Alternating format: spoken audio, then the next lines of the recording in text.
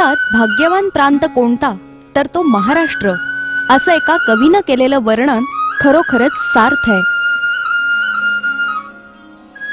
महाराष्ट्राची भूमी ही संतांची भूमी।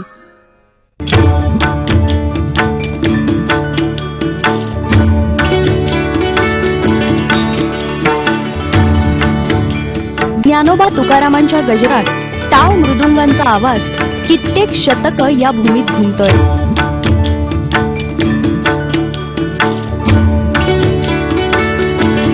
दुसरीकडे दिगंबरा दिगंबरा श्रीपाद वल्लभ दिगंबरा हा आवाज याच भूमीत घुमतोय।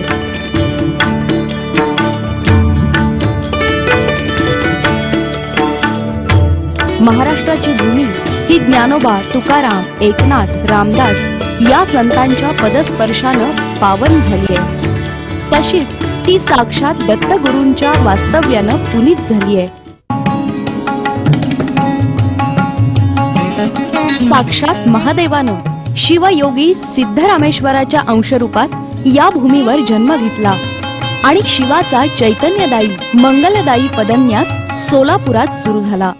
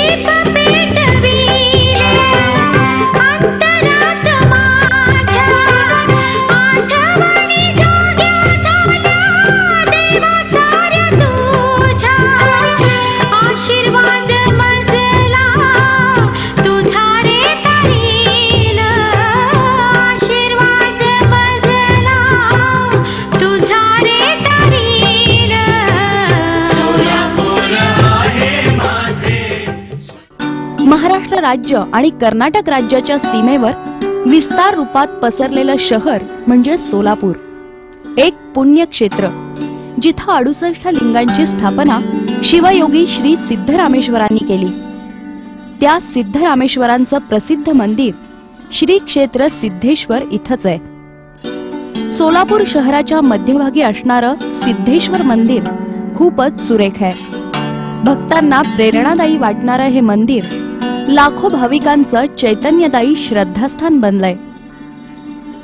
सिद्धरामेश्वराच्या वास्तव्यानं सोलापूर शहर हे खऱ्या अर्थानं शिवभूमी बनली आहे, तपोभूमी बनली आहे, तीर्थभूमी बनली आहे। शिवयोगी श्री रामेश्वराचं चरित्र अत्यंत प्रेरणादायी आणि रंजक तसंच थोडंसं चमत्कारिक आहे। इसवी सन 12व्या शतकात सोलापूर शहर हे सोनललग्गी या नावानं ओळखलं जात होतं। इसवी सन 1125 ते 1130 च्या सुमारास महान शिवयोगी जगद्गुरु श्री रेवण सिद्धेश्वर हे मंगळवेढा माणचूर या ठिकाणी धर्मोपदेश करत सोनललग्गीच्या सीमेलगत आले। सोनललग्गीच्या सीमेलगत येताच आचार्य रेवण सिद्धांनी आपला मेळा थांबवला आणि खाली उतरून अनवाणी पावलांनी या भूमीला नमस्कार करून ते तोंडानं ओम नमः शिवायचा गजर करत द्रुतगतीनं चालू लागले। हा अजब प्रकार पाहून भक्तगण आश्चर्यचकित झाले। एका शिष्यानं धाडसानं रेवण सिद्धांना या प्रकाराबद्दल विचारलं, तेव्हा शिवयोगी रेवण सिद्धेश्वर महाराज स्मित करून सोनललग्गीची माती हातात घेऊन गूढ गंभीर आवाजात म्हणाले, ओम नमः शिवाय, ओम नमः शिवाय, ओम नमः शिवाय।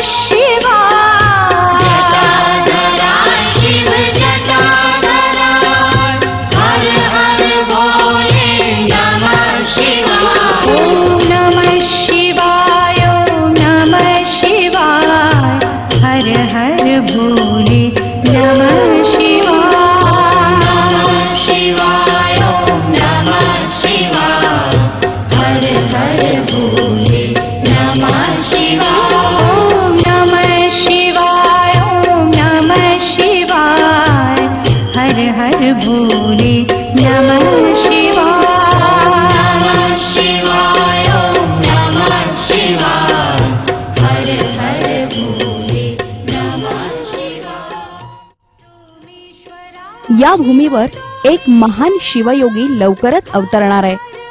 त्याच्या पुण्य पदस्पर्शानं ही भूमी पावन होणार आहे. सोनलग्गी गाव पुण्यक्षेत्र म्हणून नावारूपाला येणार आहे. ही चैतन्य भूमी पुढे शिवभूमी बनणार आहे. म्हणून मी पाय उतार होऊन या भूमीला नमस्कार करत चाललोय. असं सांगून श्री रेवण सिद्धांनी सोनलगीत म्हणजेच आजच्या सोलापूर शहरात प्रवेश केला आणि मुदगवडा पाटलाच्या वाड्यासमोर थांबून भविष्य वर्तवलं की याच वाड्यात तो महान शिवयोगी जन्माला येणार आहे.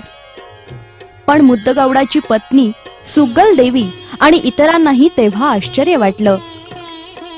कारण सुग्गल देवी ही त्यावेळी 60 वर्षांची वृद्धा होती, जिच्या ठाई इतर स्त्रियांसारखी संतती येण्याची कोणतीच चिन्ह नव्हती. ही व्यथा तिनं रेवणसिद्धांना सांगितली. तेव्हा रेवणसिद्ध म्हणाले, आपण उभय दाम्पत्य पूर्वजन्मीचे देवलोकातील आदिशीर आणि ऊर्ध्वशीर या व्यक्ती होता. भृंगीश्वरांच्या शापामुळं आपला भूलोकी जन्म झालाय. साक्षात शिवाचा आपल्याला आशीर्वाद आहे. आपल्या पोटी शिवयोगी जन्म घेणार आहे. आपण माता पिता निमित्त मात्र आहात. नंतर रेवणसिद्धांनी सुग्गल देवीच्या पोटावर हात फिरवून ओम नमः शिवायचा जप केला आणि त्यांना नमस्कार करून सांगितलं, तुमच्या पोटी लवकरच न रडणारा, न हसणारा, सुस्त, न ऐकू येणारा, न बोलणारा, अन्न पाणी ग्रहण न करणारा, श्वास न घेणारा एक शिवबालक अवतार घेणार आहे. तेव्हा तुम्ही त्या पुत्राची अशी चिन्ह पाहून धीर सोडू नका. याप्रमाणे त्या दाम्पत्याला सांगून जगद्गुरु श्री रेवणसिद्धेश्वर आपल्या सर्व शिष्यांसह निघून गेले. सुग्गल देवीला जगद्गुरूंच्या वचनाचं फारच आश्चर्य वाटलं. आपल्या स्त्री सख्यांना ती सांगू लागली, मी तर वृद्ध झाली आहे. पुरुषाच्या सहवासाशिवाय मला पुत्र कसा होईल याचंच मला आश्चर्य वाटतंय. इकडं कैलासी परमेश्वरानं आपला समान भाव, सामर्थ्य, दया, तृप्ती, नित्यत्व, ज्ञान, भक्ती आणि वैराग्य अशा गुणांनी युक्त एक पुतळा तयार करून त्यात आपल्या शक्तीची प्रेरणा देऊन त्याला या भूलोकी सुग्गल देवीच्या पोटी अवतार धारण करण्यासाठी पाठवलं. अवतार धारण होताना स्वर्गात देवांनी दुदुंभी वाजवल्या. हा ध्वनी कानी पडताच मदनाला थरकाप सुटला. मायेला चिंता उत्पन्न झाली. यमाची छाती धडधडू लागली. काम क्रोधापी षड रिपूंना फारच धास्ती उत्पन्न झाली. दृष्टकर्माला मोठी भीती उत्पन्न झाली. सुग्गल देवीच्या पोटी गर्भधारणा होऊन 5व्या महिन्याचा गर्भ 9व्या महिन्यासारखा दिसू लागला. गर्भधारणेच्या दिवसापासून सुग्गल देवीच्या शरीरात तारुण्य कळाही दिसू लागल्या. 5व्या महिन्याच्या शेवटी सुग्गल देवीला गाढ झोप लागली. इकडं सुग्गल देवीच्या स्वप्नात दुदुंभी वाजल्या, पुष्पवृष्टी झाली आणि साक्षात पार्वती इतर देवी स्त्रियांसह येऊन बालकाला पाळण्यात घालून बालकाचं सिद्धरामेश्वर नाव ठेवून तुझ्या ठाई परमेश्वराचं सामर्थ्य असू दे असं म्हणून सुग्गल देवीच्या बिछाण्यावर त्या बालकाला ठेवून पार्वती देवी स्त्रियांसह निघून गेली. इकडे सुग्गल देवी जागृत झाली. पाहते तो सुग्गल देवीच्या बिछाण्यावर एक बालक खेळत होतं. दिव्य तेजोमय कांती असलेलं हे तेजस्वी बालक तिच्याकडे पाहत होतं. अशा प्रकारे प्रसूती वेदना न होता हे बालक सुग्गल देवीच्या पोटी जन्माला आलं. हे बालक म्हणजेच सोलापुरातील शिवयोगी श्री सिद्धरामेश्वर होत. बालसिद्धेश्वराचं वय जस जसं वाढू लागलं तस तसं त्याच्या विचित्र वागण्यानं आई वडिलांना तो वेडसर वाटू लागला.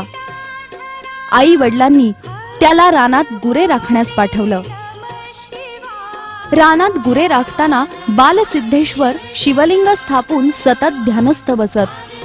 अशातच बालसिद्धरामांच्या जीवनात क्रांती घडवणारी विस्मयकारक घटना घडली.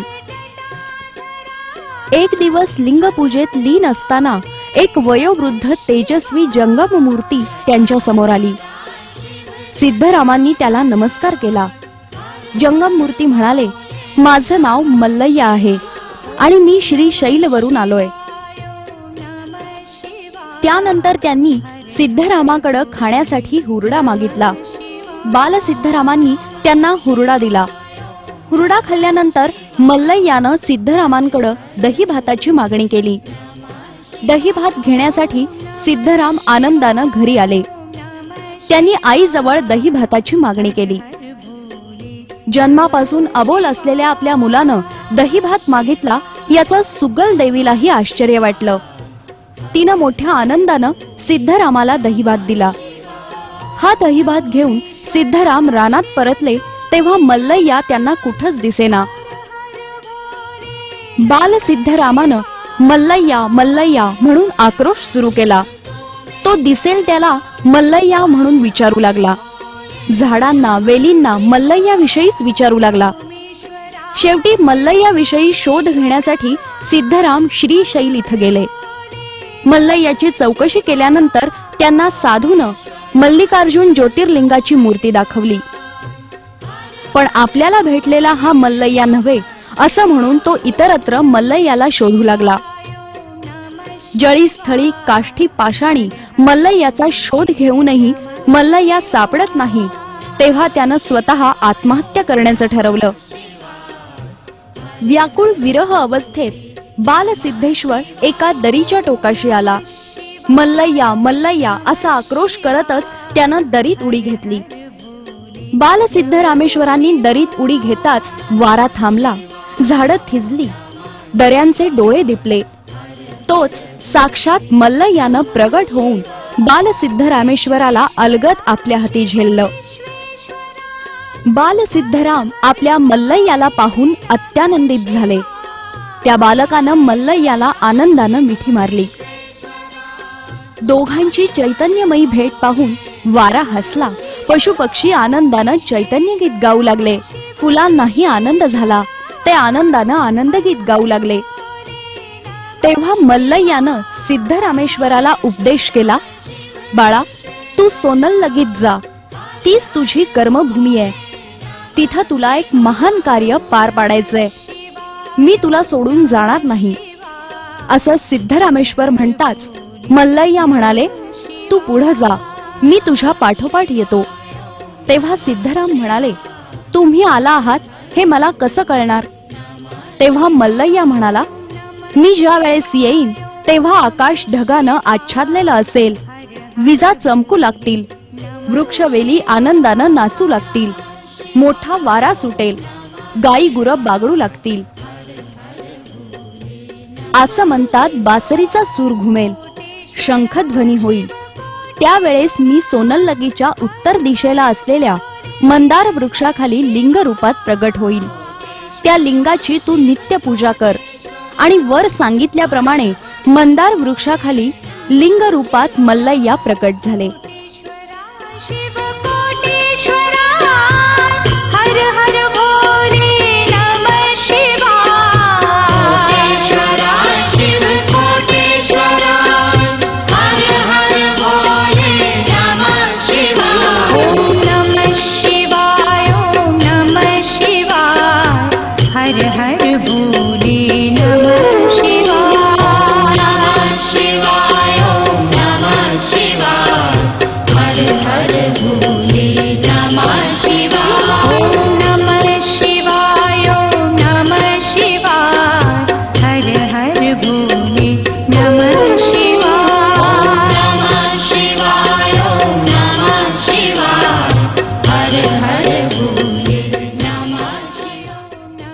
ज्या मंदार वृक्षाखाली मल्लय्या लिंग रूपात प्रगट झाले ती जागा हल्ली सोलापूरच्या किल्ल्यात पाहावयाला मिळते. त्या जागी स्वतः सिद्धरामेश्वरांनी प्राचीन कलाकृतीचं मंदिर उभारलंय. त्या मंदिराचे अजूनही कलावशेष आपल्याला पाहायला मिळतात. हा किल्ला सिद्धेश्वर तलावाच्या बाजूला आहे. हा किल्ला मुस्लिम राजवटीत 14व्या शतकात बांधण्यात आलाय.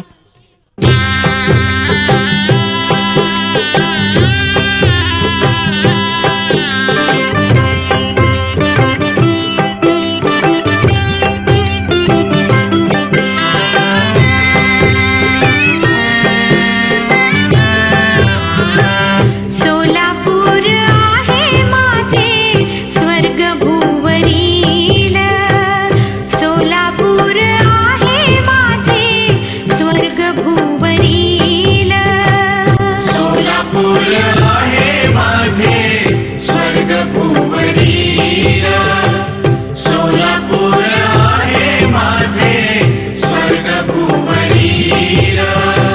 भेटतो हो देव त्याला हाक जो मारील, भेटतो हो देव त्याला हाक जो मारील.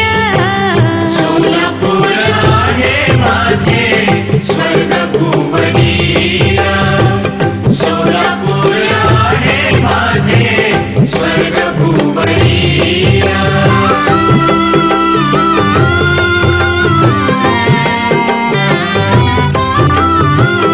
दीप पेटविले अंतरात माझ्या, आठवणी जाग्या झाल्या देवा साऱ्या तुझ्या.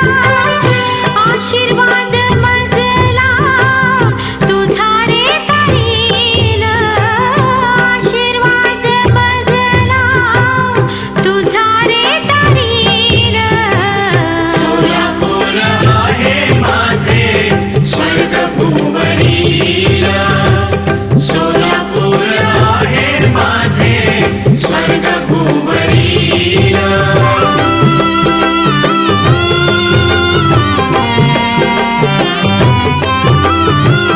गेले ते आयुष्य माझे भक्तिवीर, म्हणून वाढला आयुष्याचा ताण. भक्ती तुझी देवा दुःखाला सारील, भक्ती तुझी देवा दुःखाला सारील. सोलापूर आहे माझे स्वर्ग भुवनीर, सोलापूर आहे माझे स्वर्ग भुवनीर.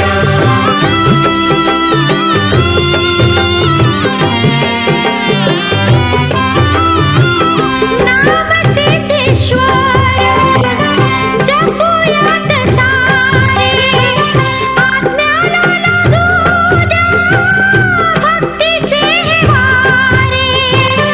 येऊन भक्ताला पुरी तो धरील, येऊन भक्ताला पुरी तो धरील. सोलापूर आहे माझे स्वर्ग भुवनीर, सोलापूर आहे माझे स्वर्ग भुवनीर. सिद्धेश्वर मंदिराच्या सौंदर्यामध्ये विशेष भर घालतो तो म्हणजे सिद्धेश्वर तलाव. या तलावाच्या निर्मितीचा विचारही सिद्धरामेश्वरांचाच आहे.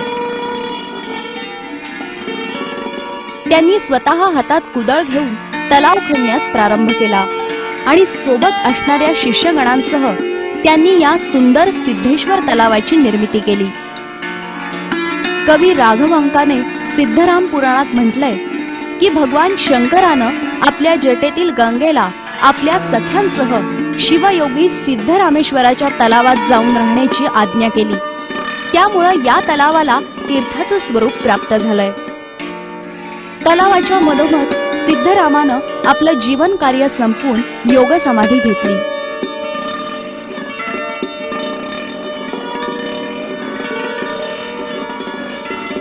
त्यावर भव्य आणि रेखीव असं सिद्धेश्वर मंदिर बांधण्यात आलंय.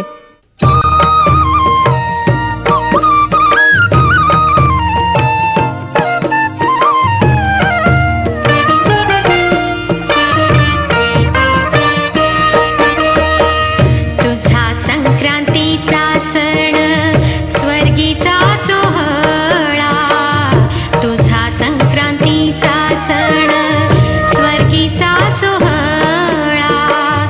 सिद्धरामाला पूजला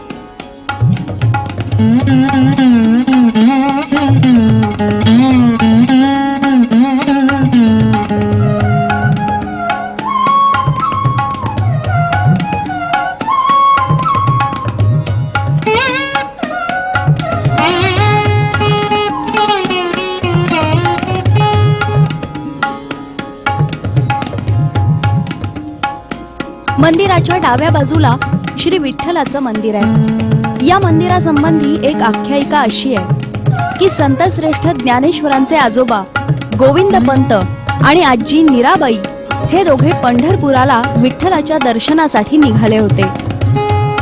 त्यांचा मुक्काम जाता जाता सोलापूरला पडला। तेव्हा त्यांनी सिद्धरामाचं दर्शन घेतलं। यावेळी त्यांची भक्ती पाहून त्यांना सिद्धरामानं तिथंच विठ्ठलाचं दर्शनही घडवलं। त्याचीच स्मृती म्हणून हे विठ्ठल मंदिर या सोलापुरात इथं बांधण्यात आलंय।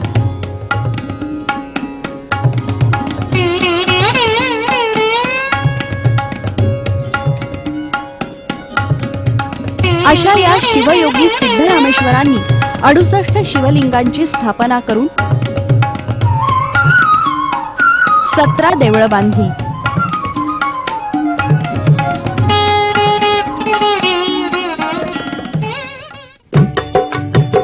श्री सिद्धेश्वर महाराज की, श्री सिद्धेश्वर महाराज की।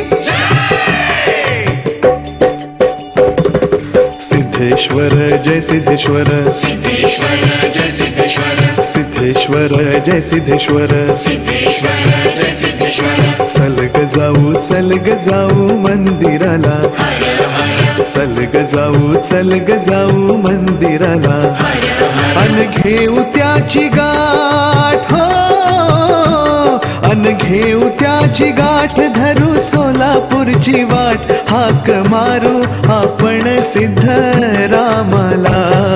चल ग जाऊ मंदिराला, चल ग जाऊ मंदिराला।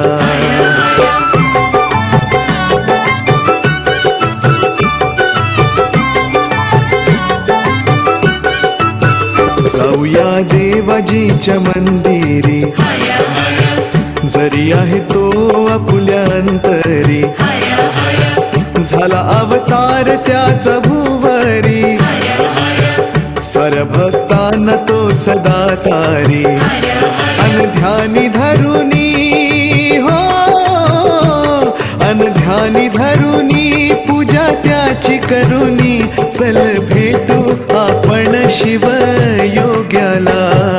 चल ग जाऊ मंदिराला, चल ग जाऊ मंदिराला।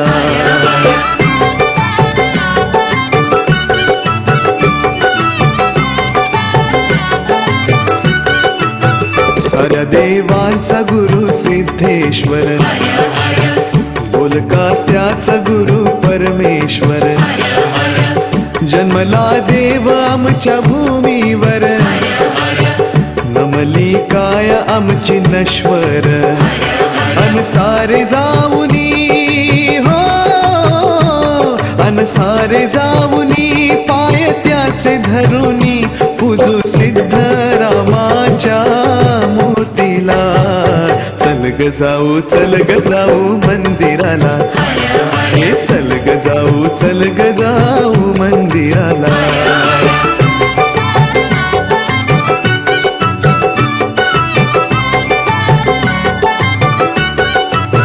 नाम घेताच तोही येईल, साऱ्या भक्तांना रूप दावील, घास भक्तीचे तोही घेईल, मुक्ती मार्गाला तोच नेईल, मनी भक्ती ठेवुनी हो, मनी भक्ती ठेवुनी, गुणगान करुनी, शरण जाऊ धुळी महाकाळाला।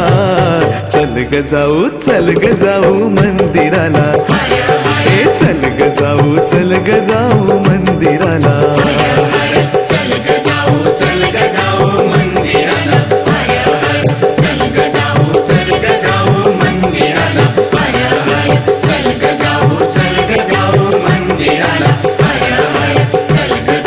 चल ग जाऊ मंदिराला।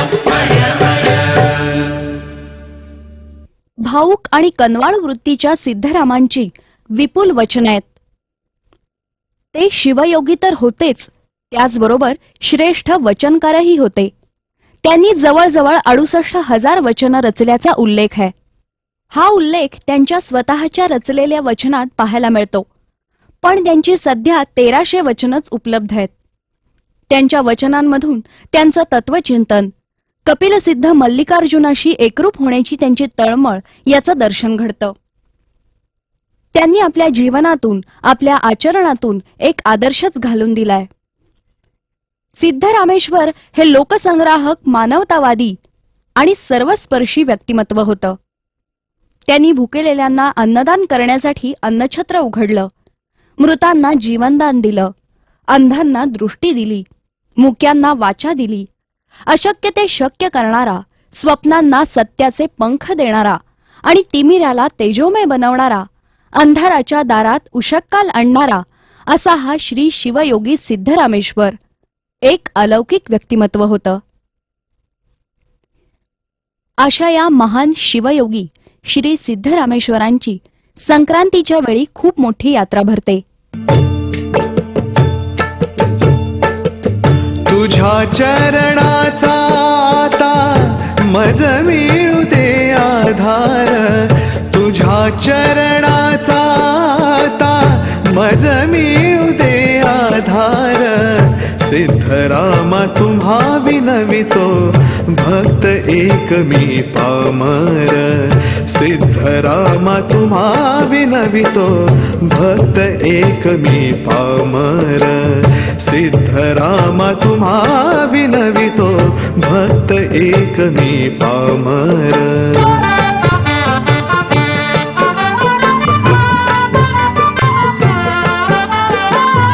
मन गुंतुनिया राहो क्षण जाऊ नये वाया, नको आता मज काही सिद्धरामा वाचूनिया, तुझ्या चरणी ठेविला हो, तुझ्या चरणी ठेविला माझ्या जीवनाचा भार. या यात्रेला गड्ड्याची यात्रा असंही म्हणतात. या यात्रेत महाराष्ट्र, कर्नाटक आणि आंध्र प्रदेश या तीनही राज्यातील लाखो भाविक गर्दी करतात. विनवितो भक्त एक मी पामर, सिद्धरामा तुम्हा विनवितो भक्त एक मी पामर. या यात्रेत नंदी ध्वजाची मिरवणूक, अक्षता सोहळा आणि होमप्रदीपन असे मुख्य कार्यक्रम होतात.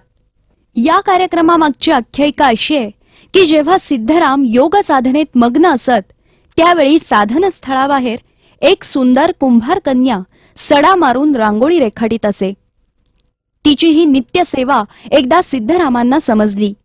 याचं कारण विचारलं असता ती सुंदर कुंभार कन्या म्हणाली, हे प्रभू, मला आपल्याशी विवाह करायचाय.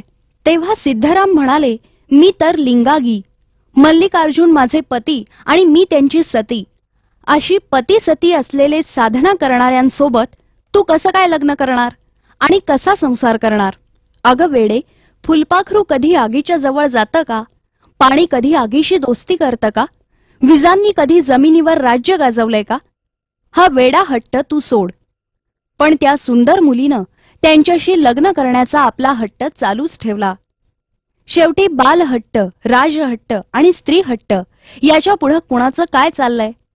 सिद्धरामांनी आपल्या योगदंडाशी तिला प्रतिकात्मक लग्न करण्याचं सुचवलं. त्यानुसार कुंभार कन्येनं योगदंडाशी लग्न लावलं. जगा वेगळ्या योग्याबरोबर तिचं लग्नही वेगळं लागलं. आगीभोवती सप्तपदी चालण्याच्या वयात ती आध्यात्मिक मुक्ती मिळवण्यासाठी होमकुंडात उडी घेऊन सती गेली. तो होमकुंड आजही सोलापूरच्या होम मैदानात इतिहासाची अजब साक्ष देतोय.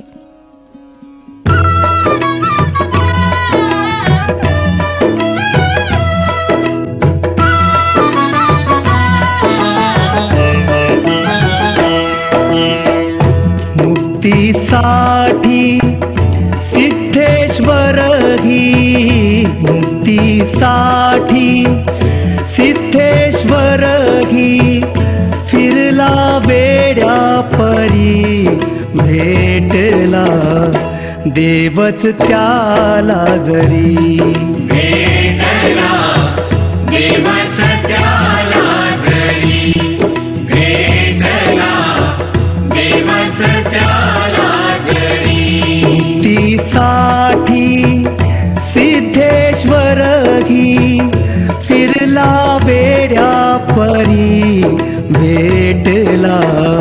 देवच त्याला जरी भेटला देवच त्याला जरी.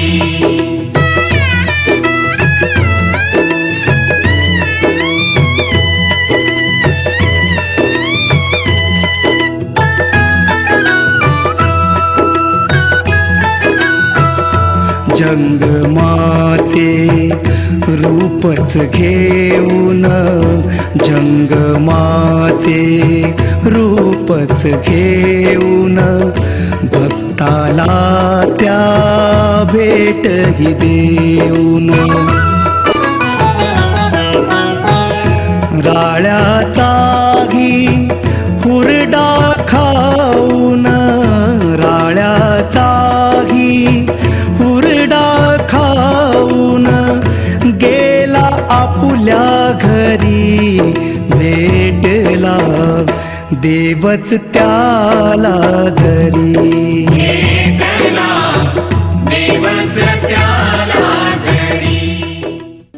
सिद्धरामाच्या योगदंडाचं प्रतीक म्हणून नंदीध्वज वाजत गाजत संमती कट्ट्यावर आणले जातात.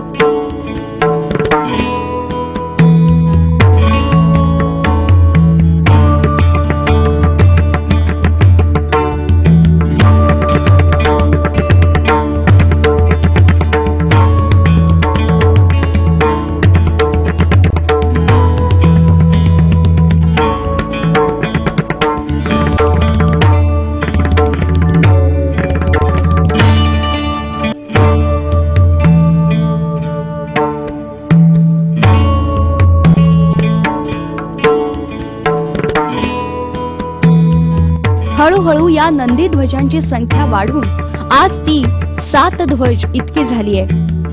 हे नंदी ध्वज म्हणजे 31 फूट उंचीची एक बांबूची काठी जिला काळी कांबळी गुंडाळून शिवलेली असते. या काठीच्या वर गोल खेळणा असतो. होमाच्या पहिल्या काठीला नागफडी बांधतात. या काठ्यांना भाविक बाशिंग बांधतात. पहिला नंदी ध्वज सिद्धेश्वर देवस्थानचा, तर दुसरा कसब्यातील देशमुखांचा, तिसरा लिंगायत माळी समाजाचा, चौथा विश्व ब्राह्मणांचा, पाचवा सुतार समाजाचा, सहावा मातंग समाजाचा, तर 7वा दलित समाजाचा. अशा प्रकारे 7 नंदी ध्वजांची यात्रेत सायंकाळी भव्य मिरवणूक निघते. या नंदी ध्वजाला फक्त एकच भाविक पेलून धरतो हे आणखी एक वैशिष्ट्य. ढोल ताशाच्या गजरात लाखो भाविक या नंदी ध्वजाच्या मिरवणुकीत श्रद्धेनं सहभागी होतात.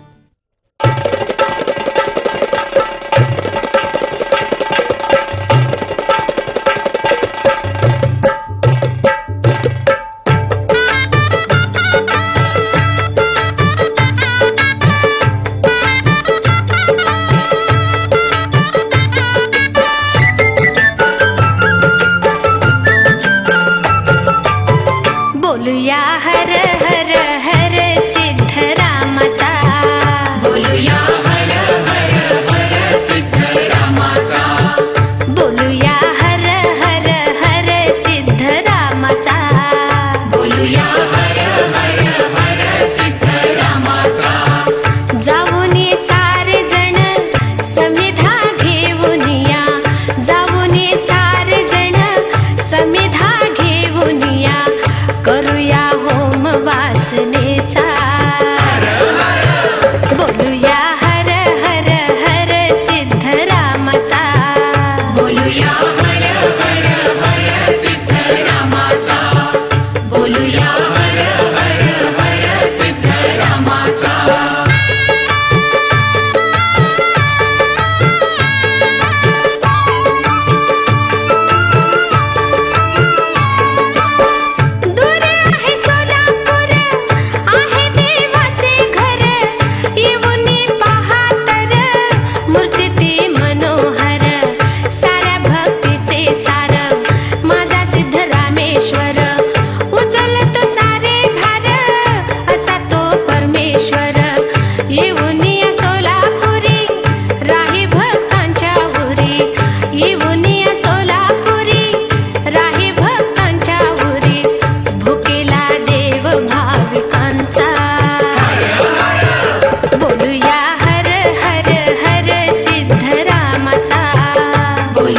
हर हर हर सिद्धरामाचा बोलूया हर हर हर सिद्धरामाचा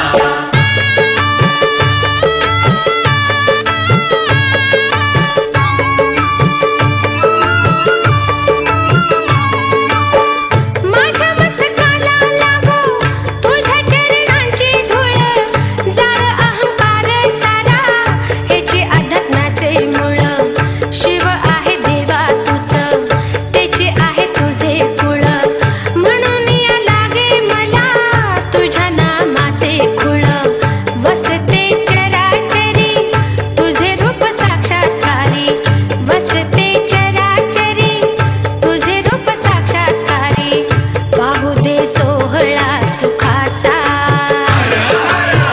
बोलूया हर हर हर सिद्धरामाचा बोलूया हर हर हर सिद्धरामाचा बोलूया हर हर हर सिद्धरामाचा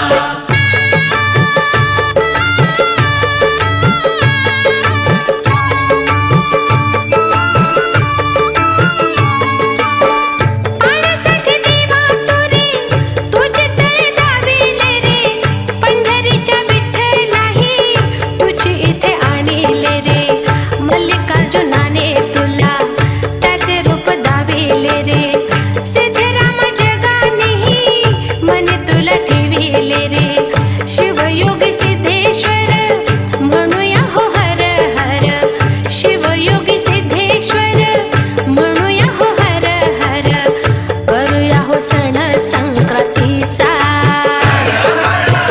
बोलूया हर हर हर सिद्धरामाचा बोलूया